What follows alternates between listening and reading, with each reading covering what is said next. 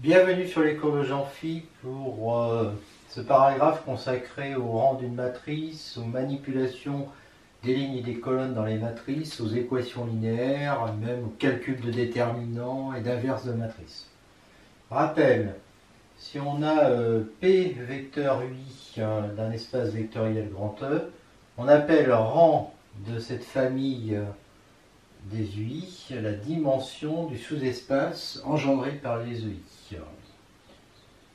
Si f est un endomorphisme de E, où dimension de E est égale à n, on est toujours en dimension finie ici. Rang de f est égal à dimension d'image de f, c'est-à-dire à dimension de f de E. Le rang d'une matrice A d'ordre n, ça sera le rang des vecteurs colonnes C1 jusqu'à Cn de A. Il faut bien comprendre que quand on dit le rang de ces vecteurs colonnes, on imagine donc, on prend une base, la base canonique de k puissance n, et relativement à cette base canonique, les ck sont les coordonnées des vecteurs f de ek, la base canonique c'est les EJ, où f est l'endomorphisme associé, de matrice grand A dans cette base canonique. Si dimension de E est égale à n et que f est un endomorphisme de E de rang R, alors quelle que soit la base EI de E, c'est ce que je disais avant en fait, mais là on est dans le cas grand E, le rang de f est égal au rang de la matrice de f dans B. En effet, les colonnes CK de NF, c'est toujours la même chose, ont les coordonnées des L de U. Voilà. Donc, à retenir, rang d'une matrice, c'est le rang de son endomorphisme associé par rapport à une base de l'espace vectoriel. Si dimension de E est égale à n et que f est un endomorphisme de E, rang de f est égal à n si et seulement si f est un automorphisme et A si A est une matrice d'ordre n, rang de A est égal à n si et seulement si A est inversible. Alors la démonstration elle est évidente. Rang de f égale n, ça équivaut à dire que dimension de f de E est égale à E, et donc ça veut dire que f de E est égal à E. Autrement dit que f est surjective, mais on est en dimension finie, donc ça équivaut à dire que f est un automorphisme.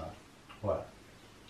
Et comme A, relativement à la base canonique de k puissance n, va être associé à un endomorphisme de k puissance n, on a la même chose avec les matrices. Dire que rang de A est égal à n, ça équivaut à dire que rang de f est égal à n, ça équivaut donc à dire que f est un automorphisme, et donc que A appartient à GL. Dimension de E est égale à n, f appartenant à L de E et phi à GL de E, autrement dit phi est un automorphisme, A une matrice d'ordre n et P une matrice inversible, alors rang de f rond phi égale rang de phi rond f égale rang de f, rang de A fois P égale rang de P fois A est égal à rang de A. Démonstration, si phi est un automorphisme, phi de E est égal à E, donc f rond phi de E égale f de E, donc la dimension de f rond phi de E est égale à la dimension de f de E, donc le rang de f rond phi est égal au rang de f. Et comme phi est un automorphisme, la dimension de phi rond f de E, c'est la même dimension que f de E, donc le rang de phi rond f est égal au rang de f. Après, pour les matrices, c'est pareil, parce qu'on va dire que A est la matrice de f, dans la base canonique de k puissance n, P la matrice de phi, A fois P la matrice de f rond phi, P fois A la matrice de phi rond f, et donc on va avoir rang de A fois P qui sera égal à rang de f rond phi, mais rang de f rond phi, c'est pareil, on a dit que rang de phi rond f, et rang de phi rond f, ça va être pareil que le rang de P fois A, et les deux sont égales à rang de f, donc à rang de A, et tout est terminé. Voilà. Paragraphe suivant, si A et B sont deux matrices d'ordre n semblables, alors rang de A est égal à rang de B. Et on va voir que la réciproque est fausse. Donc A est de la forme P-1 BP, où P est une matrice inversible. Le rang de A, du coup, est égal au rang de P-1 fois la matrice BP, c'est-à-dire le rang de BP, d'après ce qu'on a vu avant, puisque P-1 est inversible. Et comme P est inversible, ça fait le rang de B, et donc c'est démontré. La réciproque est fausse, on prend ces deux matrices-là, toutes les deux de rang 1, évidemment. Et si A et B étaient semblables, on aurait une matrice P ABCD, telle que P-1 BP égale A, donc PA égale BP. Et quand on calcule PA, on trouve ça, quand on calcule BP, on trouve ça, et si on veut qu'elle soit égale, il faut que C égale 0, D égale 0, et comme D égale B, B égale 0 aussi. Donc le déterminant de P serait nul, et donc P ne serait pas inversible. Donc la réciproque est bien fausse. Par contre, on va voir qu'elle va être vraie pour, mais il y a une nuance entre les deux, la notion de matrice équivalente qui n'est pas tout à fait celle de semblable. Si AB appartiennent sont deux matrices d'ordre n, on dit qu'elles sont équivalentes s'il existe PQ inversible tel que A égale PBQ. La différence, c'est que Q n'est pas forcément l'inverse de P. C'est une relation d'équivalence. En effet, A peut s'écrire IN, A, IN, donc ça veut dire que A est en relation avec A. Si A est en relation avec B, A est égal à PBQ, eh bien on multiplie à gauche par P-1, à droite par Q-1, on obtient B égale P-1 à Q, donc B est en relation avec A. Si A est en relation avec B et B en relation avec C, eh bien en remplaçant B par ça là-dedans, on va avoir A égale PP' fois C fois Q'Q. PP' c'est... Alors P et P' sont inversibles, donc PP' aussi. QQ' inversible, donc QQ aussi. Et donc A est en relation avec C, c'est bien une relation d'équivalence. Si A et B sont deux matrices d'ordre n, eh bien si elles sont équivalentes, alors elles ont le même rang, car A est égal à PBQ, donc le rang de A est égal au rang de PBQ, c'est la même démonstration que j'avais faite tout à l'heure, est égal au rang de BQ, donc, et le rang de BQ, comme Q est inversible, c'est le rang de B. Et c'est terminé, et on va voir que là, la réciproque est vraie. Propriété. Soit une matrice d'ordre n, de rang R, alors elle est équivalente à cette matrice-là, où IR désigne l'identité, la matrice identité d'ordre R. Donc en gros, il y a des 1 sur la diagonale principale pour les lignes allant de 1 à R, et puis des 0 partout ailleurs.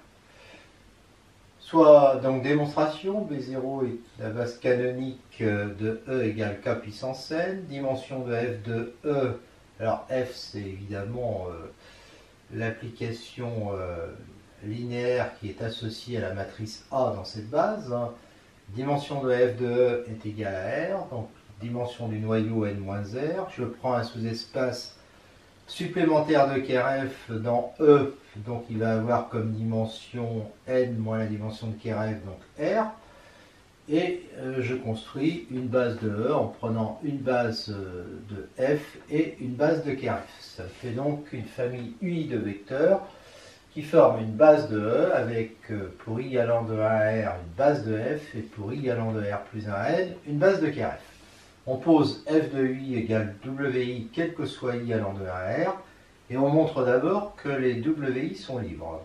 En effet, si on suppose somme de 1 à R des lambda i wi, eh bien on a somme, on prend l'image par f, donc ça fait ça, non, on remplace wi par f de ui, donc ça fait ça, et donc ça équivaut à dire que f des sommes de 1 à R des lambda i wi du UI est égal à 0 fois,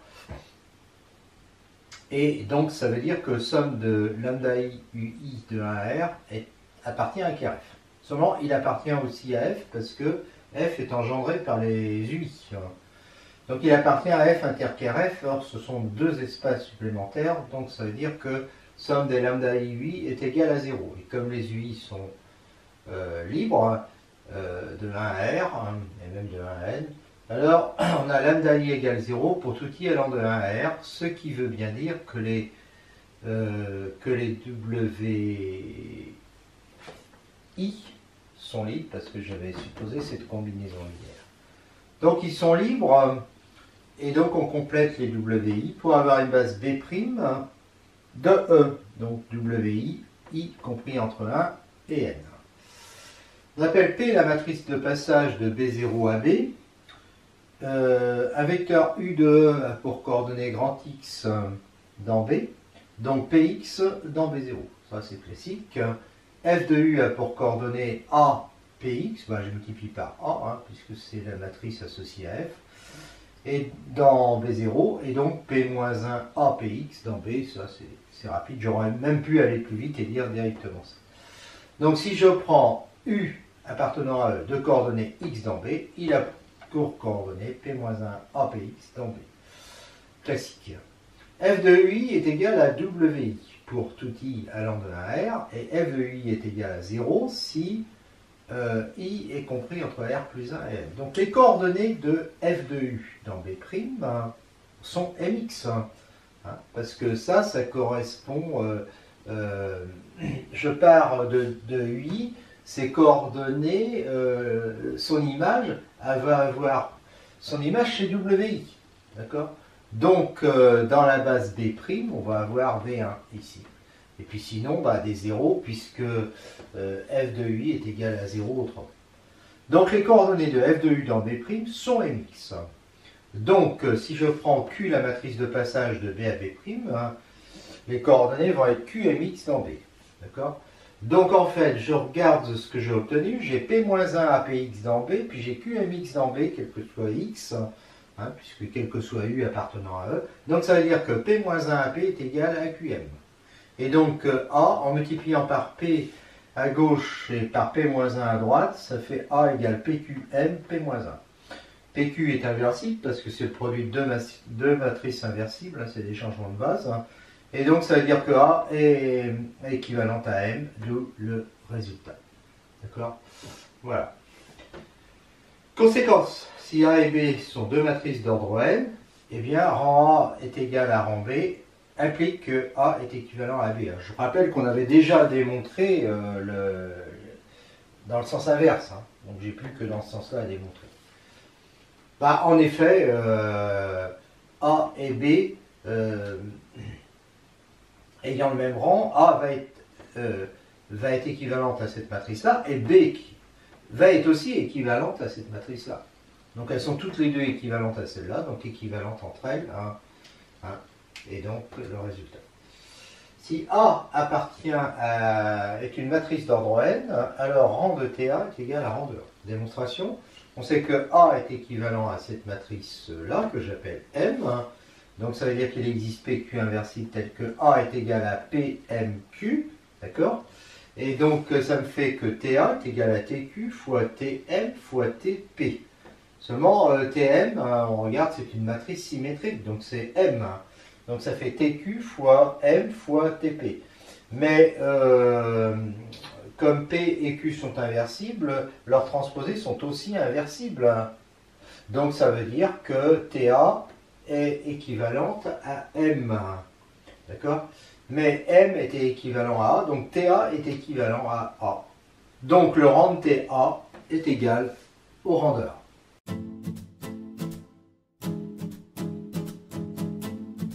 C'est ici aux opérations élémentaires qu'on peut faire sur les lignes d'une matrice, tout en conservant leur rang. Alors on en a trois, spécialement trois. La ligne I changée en lambda fois LI. Alors ça c'est pour lambda différent de 0 évidemment. La ligne I changée en lambda I, en LI, la ligne I plus une autre ligne multipliée par lambda. Et enfin échanger de ligne. Donc la matrice c'est AIJ, ça ne va pas trop nous servir ici. Ça c'est pour dire que c'est la matrice dont les lignes sont L1 jusqu'à Ln. On prend lambda différent de 0 pour la première opération et on considère cette matrice-là. Et on observe, et là je vous laisse faire sur un brouillon, que cette matrice multipliée par A, ça va pas changer les lignes, sauf la i-ème ligne qui va être multipliée par lambda. Et donc c'est exactement ce qu'on souhaitait avoir. Et cette matrice-là, est inversible. Alors elle est inversible pourquoi? Parce que c'est une matrice diagonale. Donc son déterminant c'est lambda et c'est différent de 0. Voilà. Alors un exemple, si pour n égale 3, en dimension 3, j'ai choisi ici i égale 2, donc 1 lambda 1, multiplié par ça fait ça, et ça change la deuxième ligne. Deuxième opération, i différent de j, donc là, sur mon dessin, j'ai mis i inférieur à j. Donc je prends cette matrice-là, qui est en gros la matrice unité, sauf en deux endroits. La ligne i, où là j'ai bien 1 sur la diagonale, mais j'ai lambda sur la colonne j. Et puis après, c'est tout, d'ailleurs, c'est absolument tout. Et j'observe que m fois a, donc à vérifier là aussi sur un brouillon, mais c'est pas difficile, hein, c'est un peu embrouillant. M fois a, ça va vous donner toute la ligne inchangée, sauf la ième qui va être li plus lambda j. La ligne j, elle va rester, il n'y a pas de souci pour elle. Voilà. En dimension 4, si je veux faire ça, si je veux faire ligne 2 plus lambda ligne 3, eh bien je fais ça.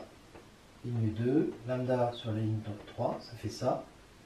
Et comme vous pouvez le voir, la ligne 2 a été remplacée par 2 plus lambda fois la ligne 3.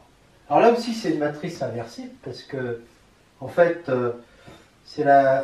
on observe que c'est le déterminant de tous les EI, sauf au rang I justement, où ça va être EI plus lambda EJ.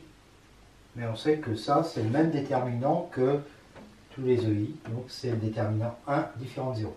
Troisième cas, pareil, on échange I et J, on peut supposer I inférieur à J.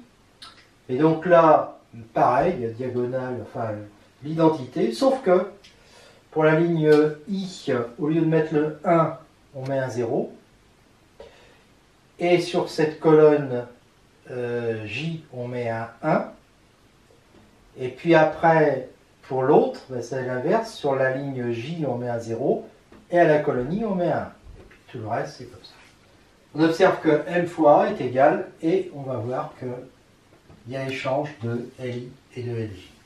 Alors ça, le déterminant de cette matrice, c'est E sigma I, où sigma représente la transposition qui échange I et J. D'accord? Donc le déterminant de cette matrice, c'est la signature de cette transposition, c'est-à-dire moins 1, fois le déterminant de la matrice des EI. Donc c'est égal à moins 1. D'accord? Donc dans les trois cas, on voit bien que M est inversible et qu'on obtient le résultat souhaité en faisant la multiplication M fois A. Comme M est inversible, le rang de M fois A est égal au rang de A. Donc le rang est inchangé quand on fait ces opérations élémentaires. Dans le cas où la ligne est multipliée par un scalaire non nul, dans le cas où la ligne est remplacée par elle-même plus lambda fois une autre, dans le cas où elle est échangée avec une autre, le rang est conservé. Le déterminant dans le premier cas est multiplié par lambda, dans le second inchangé, dans le troisième multiplié par moins 1 puisque on a effectué une transposition sur les lignes. Donc on a le même résultat sur les colonnes, on pourrait se contenter de le dire en disant ben voilà, on fait le même bricolage que tout à l'heure.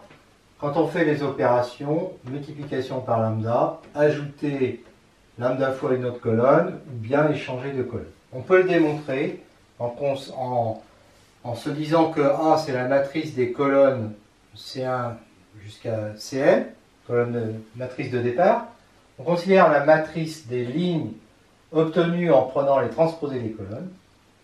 Et au rang I, on multiplie par lambda. D'après ce qu'on a vu avant, on obtient ça. M est une matrice inversible.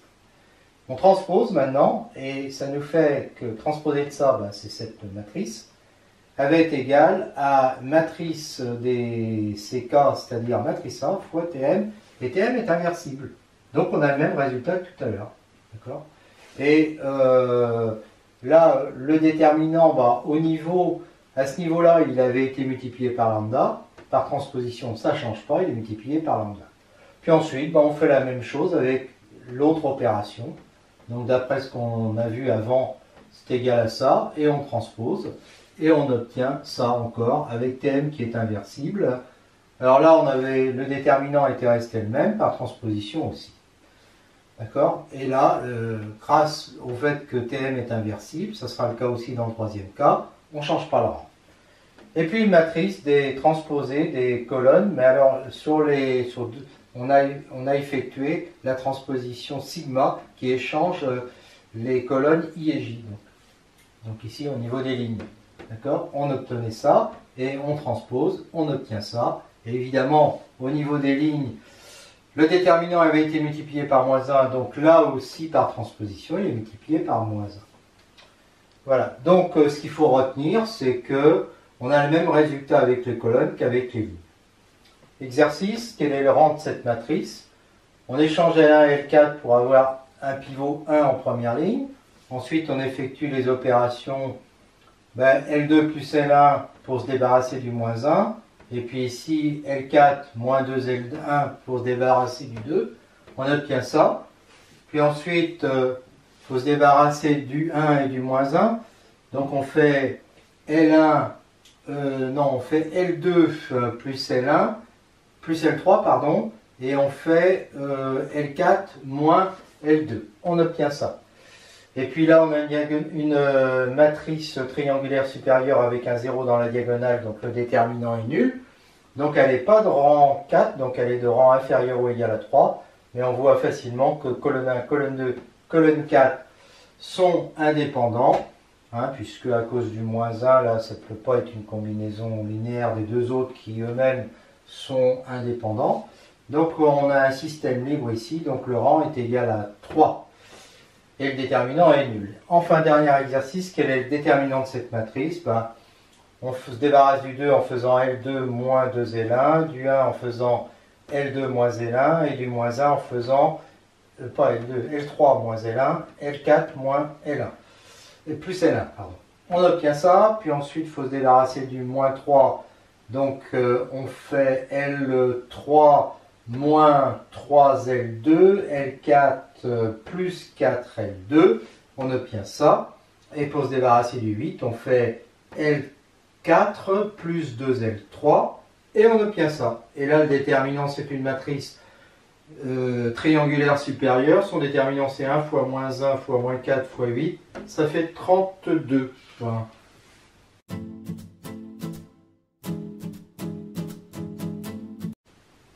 Résolution d'un système d'équations linéaires. Donc on se donne une famille A et J de scalaires, une famille YI aussi de scalaires, et on cherche des solutions XK, K compris entre 1 et N. Vérifiant ce système, alors ce système c'est, là il y a des lignes allant de I à N, et chaque équation c'est somme des AIJ, somme pour J égale 1 à N des AIJXJ est égale à YI. Voilà. N équations, N inconnues.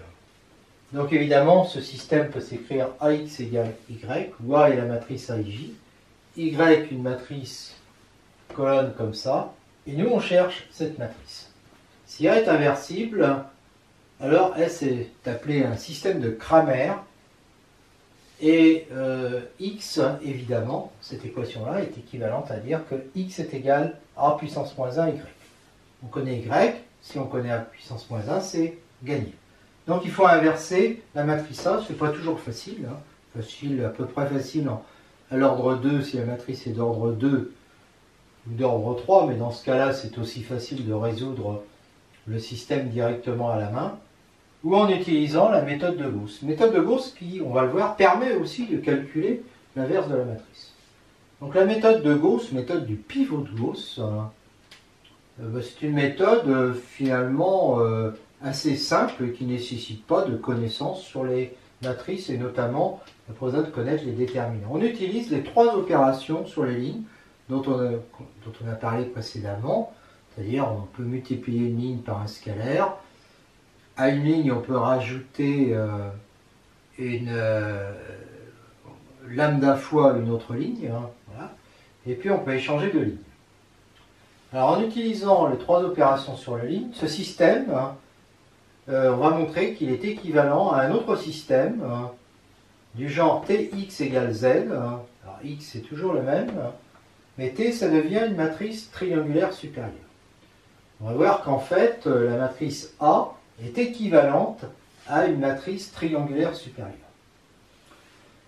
Et évidemment, comme c'est une matrice triangulaire supérieure, c'est relativement facile à résoudre. Alors, on va faire donc des opérations sur les lignes, et on sait qu'à chaque opération, on obtient une matrice qui est équivalente. C'est pour ça qu'à la fin, le T est équivalent à 1. Donc en fait, on démontre par la même occasion que toute matrice est équivalente à une matrice triangulaire, ce que l'on avait déjà démontré, puisqu'on a même démontré mieux, puisqu'on a démontré qu'une matrice est équivalente à une matrice diagonale dans laquelle il y a des 1, puis ensuite éventuellement des 0. Donc la méthode de Gauss, le résultat est évident si n est égal à 1, puisque à ce moment-là, le système est réduit à A11x1 égale y1, et on prend t égale A égale A1. Supposons qu'il soit vrai à l'ordre n, donc, et on étudie ce système d'ordre n plus 1. Alors, si A11 est différent de 0, eh bien, on va pouvoir faire le changement Li moins A1i sur A11 L1 pour chaque ligne, ce qui permettra en fait d'avoir des zéros partout sous le A11, d'accord, et de se retrouver avec un système équivalent qui est celui-là. Alors, et il est équivalent.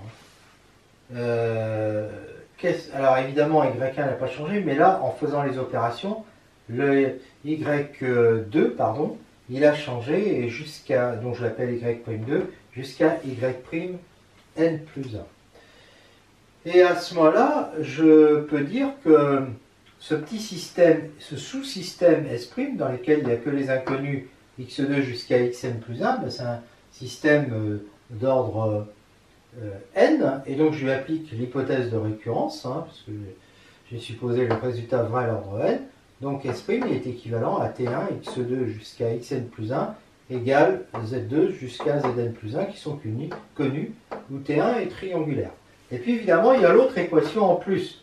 Donc en fait, S est équivalent à Tx égale Z, avec T est égal, eh bien je ne touche pas à la première ligne, dessous il n'y a que des zéros et il y a T1 à côté. D'accord? Voilà. Donc c'est gagné, c'est triangulaire, et donc j'obtiens bien le résultat. Maintenant, si A11 est égal à 0 et que la colonne 1 n'est pas nulle, à ce moment-là, je peux trouver un AI1 qui est différent de 0. Et en échangeant la ligne I et la ligne 1, je me ramène au cas précédent. Mais si la colonne 1 est différente de 0, alors là, si la matrice A n'est pas nulle, eh bien je vais me ramener au cas précédent en considérant le AIJ qui n'est pas nul et en ramenant la colonne, en échangeant les colonnes C1 et CJ. Et à ce moment-là, je me retrouve dans ce cas-là, d'accord, ou éventuellement même directement dans le cas A11 différent de 0, peu importe. Et donc là, le résultat sera vrai aussi. Et puis enfin, il reste le cas où A serait nul, mais à ce moment-là, si A est nul, directement, on a une matrice nulle, donc triangulaire aussi. A est triangulaire. Il n'y a absolument rien à faire. Donc on voit que la propriété est vraie à l'ordre n plus 1, donc par le théorème de récurrence, on peut affirmer que ce résultat est toujours vrai, donc que ce système-là est équivalent à un système où la matrice est triangulaire supérieure. Et cette matrice-là des AIJ est équivalente d'ailleurs à cette matrice triangulaire supérieure. On a donc vu que si on prend une matrice d'ordre n, en faisant des opérations élémentaires sur les lignes, P opérations par exemple, on obtient une matrice triangulaire d'ordre n. Donc les opérations sont associées à des multiplications à gauche par des matrices inversibles, donc première opération, deuxième, etc. Et donc au total, on multiplie par P matrice inversible, ce qui fait une matrice inversible fois A égale la matrice triangulaire. Donc, quel que soit A, matrice d'ordre n, il existe une matrice P inversible telle que P fois A est égal à T. Autrement dit, A est équivalent à T, puisque ça fait P fois A fois identité égale T. Si les coefficients TI de cette matrice T sont tous non nuls, la matrice T est inversible, donc puisque son déterminant est non nul, et donc son rang est n, donc le rang de A, puisque A est équivalent à T, est aussi égal à n, donc A est inversible. Alors dans ce cas-là, on divise tous les TI de façon à avoir des 1 sur la diagonale. On a par exemple, si j'ai 5 sur la diagonale, eh bien je vais prendre la ligne où il y a le 5, je vais diviser par 5. Donc en fait, c'est les lignes que je divise par TI. On divise alors les lignes par TI. C'est-à-dire on divise LI par TI. Voilà. Puis par des opérations élémentaires sur les lignes, parce qu'il va rester des coefficients éventuellement non nuls au-dessus de la diagonale principale, en faisant des opérations élémentaires sur les lignes, on va arriver à IN. Donc là aussi, il existe une matrice P' inversible, telle que P' fois T est égal à IN, autrement dit T va être équivalent à IN, et comme T est équivalent à A, ça fait A est équivalent à IN. Donc, autrement dit, si la matrice A est inversible, alors elle est équivalente à IN. Et il est évident que la réciproque est vraie, puisque IN étant inversible, A elle est d'ordre n, et donc A sera aussi d'ordre n. Donc en fait, une matrice A d'ordre n est inversible si et seulement si elle est équivalente à IN. C'est un résultat qu'on avait en fait déjà, puisqu'on avait vu que si A est une matrice d'ordre n et de rang R, elle est équivalente à une matrice comme ça. D'accord? C'est même une condition pour qu'elle le soit. Nécessaire et suffisante. Donc elle est inversible si et seulement si R est égal à N, c'est-à-dire si et seulement si cette matrice-là est IN, donc A équivalent à IN. On sait que le passage de A à IN, alors c'est ça qu'on a vu avant, c'est qu'on vient de voir que le passage de A à IN peut se faire par des opérations élémentaires sur les lignes, et en parallèle à ces opérations, c'est la méthode de Gauss, on va faire la même chose à partir de IN. C'est-à-dire que, partant de A, avec un certain nombre d'opérations regroupées dans la matrice Q inversible, j'ai QA est égal à IN. D'accord? Eh bien, je vais partir de IN et je vais faire les mêmes opérations. Donc je vais obtenir QIN égale Q. QA égale IN, ça veut bien dire que Q, c'est la matrice inverse de A. Et donc en faisant ça, je vais obtenir l'inverse de A. Exemple. Prenons A, cette matrice d'ordre 3. Donc, on se ramène à ça déjà en faisant L2 moins 2L1, L3 plus L1. D'accord? On obtient ça. Là, je fais la même chose. L2 plus 2L1, non, moins 2L1, donc ça fait moins 2, 1, 0, et puis j'ai dit L1 plus L3. Donc ça fait 1, 0, 1. D'accord? Alors maintenant que j'ai ça, je fais L3 moins 3L2. D'accord? Donc 1 plus 6, 7, 0, moins 3 et 1. Et puis là, bon, vous ferez le calcul, vous voyez que c'est ça. Donc là, déjà, je vois que le déterminant est égal à 5. Je vais diviser cette ligne par 5. D'accord? Donc je divise l'autre aussi par 5. Voilà. Alors maintenant,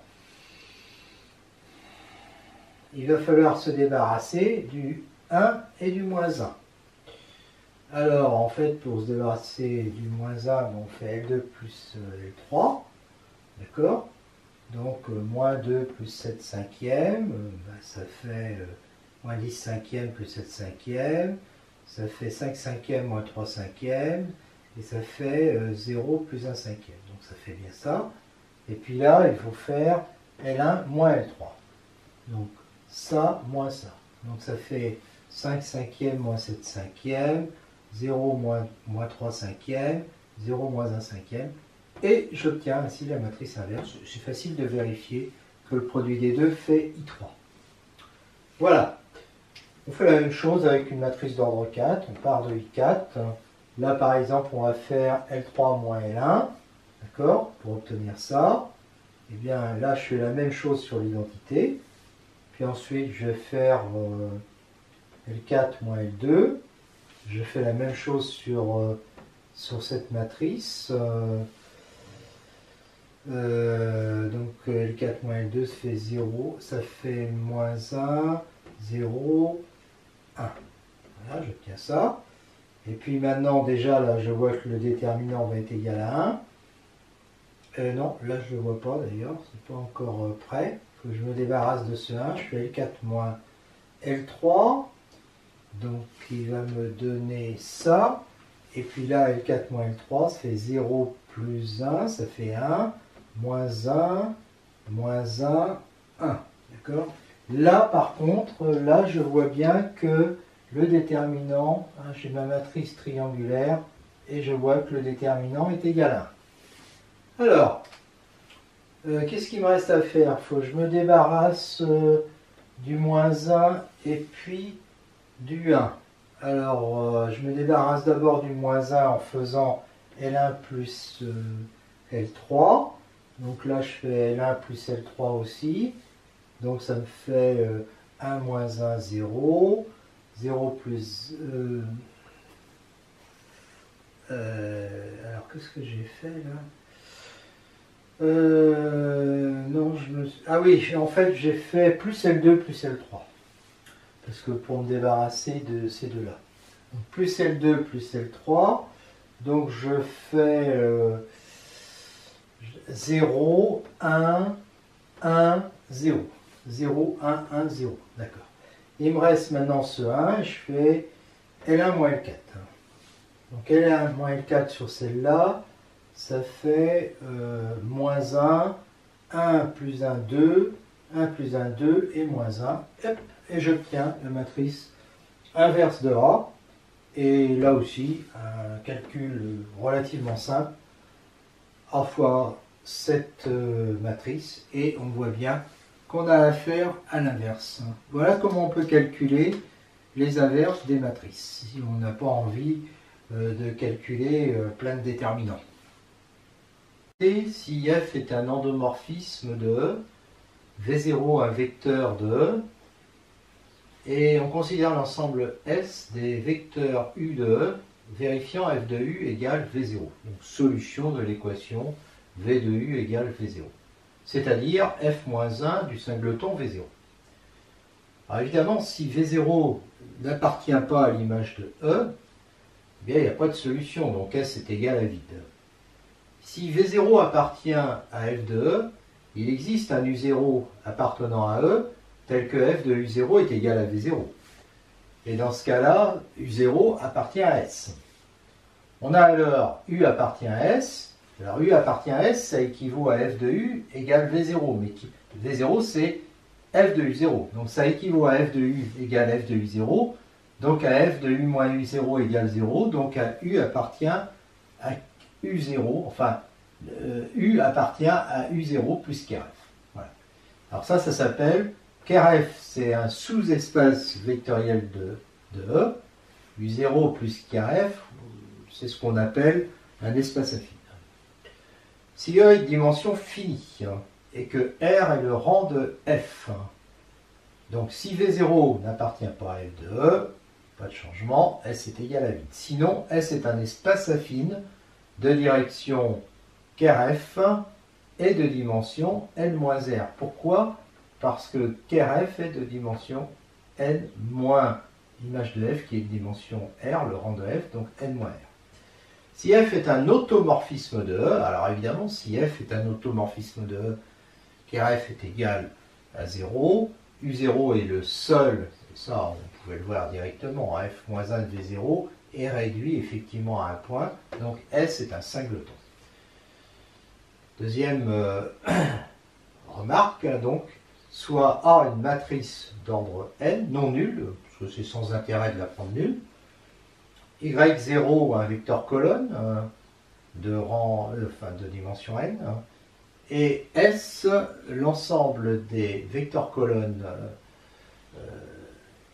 x vérifiant AX égale Y0. Alors il est évident que si on passe dans K puissance n muni d'une base canonique et qu'on associe à de la base canonique et qu'on associe à grand X, qu'on associe à grand A un endomorphisme, l'endomorphisme petit f, et qu'on associe à y0 le vecteur que je vais appeler v de coordonnées y0, eh bien, dire que x appartient à S, ça équivaut à dire que f de u égale v, et donc les résultats qu'on a vus précédemment vont nous permettre d'avoir les solutions de cette équation ax égale y0. Le rang de f est R supérieur ou égal à 1, parce que là on est en dimension n, hein, d'accord, supérieur ou égal à 1, puisque j'ai pris une matrice qui n'est pas nulle. Si A est inversible, solution unique en x, sinon, eh bien, si y0, alors il y a deux cas, c'est-à-dire que si y0 n'est pas une combinaison linéaire des colonnes, ça veut dire que le vecteur de coordonnées y0, donc le vecteur v, n'appartient pas à image de f, et à ce moment-là, S est égal à vide. Et sinon, il y a une solution x0, d'accord. Et d'après ce qu'on a vu avant, les autres solutions, ça sera donc les solutions x0 plus... Alors KRF, ça veut dire quoi KRF? Ça veut dire que f de u est égal à 0. Donc c'est les x vérifiant à x égale 0. Donc S, ça va être x0 plus x, les x vérifiant à x égale 0, ce qu'on pourrait appeler ker A. C'est un espace affine de dimension n-r. Exemple. Si je considère ce système, donc système d'ordre 4, et là, donc égal à donc, x plus, je prends la première, x plus 3z plus t est égal à 1. Alors, je vais résoudre ce système avec deux cas, en prenant 1, 0, 2, 1, ici à droite, et puis aussi 1, 0, 1, 1. D'accord? Histoire d'avoir un exemple où il y a pas de solution, et puis un exemple où il y a des solutions.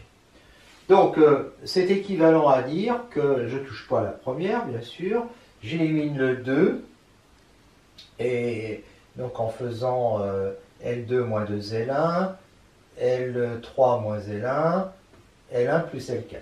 Alors, j'obtiens ça, d'accord? Alors, ces opérations, évidemment, je les fais aussi sur ça. C'est-à-dire que là, je fais 0 moins 2 fois 1. Donc, ça fait moins 2. Là, je fais 2 moins 1. Ça fait 1. Là, je fais 2... Non, je fais 1 plus 1. Ça fait 0. D'accord? Et pour l'autre, pareil. C'est-à-dire, je laisse le 1. Mais ici, je fais 0 moins 2. Ça fait moins 2. Je fais 1 moins 1. Ça fait 0. Je fais 1 plus 1. D'accord? Alors, ensuite, je ne vais pas rentrer dans les détails. Hein. Ensuite, il faut éliminer le y. Donc en fait, je vais d'abord diviser par 5 pour avoir un pivot égal à 1. Alors là, c'est pareil, il faut tout diviser par 5. Okay. Et puis ensuite, je vais faire moins L3 moins 2L1, moins 2L2 et L4 plus 3 L2. J'obtiens ça ou ça. D'accord. Puis ensuite, je vais faire la soustraction entre les deux. Et donc, j'obtiens ça dans le premier cas et ça dans le deuxième. Alors, de toute façon, j'ai une matrice triangulaire là qui est... Alors, cette matrice triangulaire, 1, 1, 2 cinquièmes et 0, elle me permet d'avoir le rang de mon système. Alors, ce rang ici, le rang de la matrice de départ, hein, que je n'ai pas écrite cette matrice, mais qu'on voit très nettement par les coefficients, ce rang c'est 3. D'accord? Ce rang c'est 3, donc déjà ça veut dire que je ne suis pas dans le cas de l'automorphisme.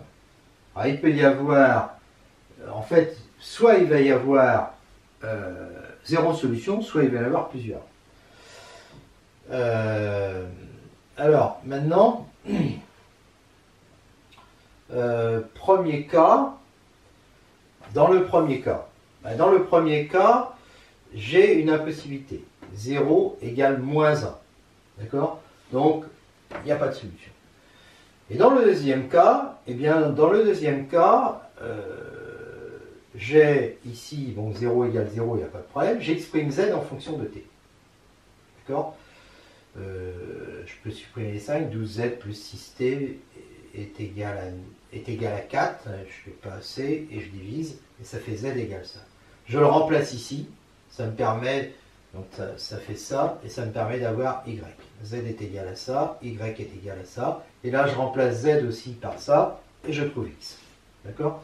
Alors, je peux écrire que x, y, z, t, parce que c'est ça que je cherche, hein. Là il n'y avait plus de t.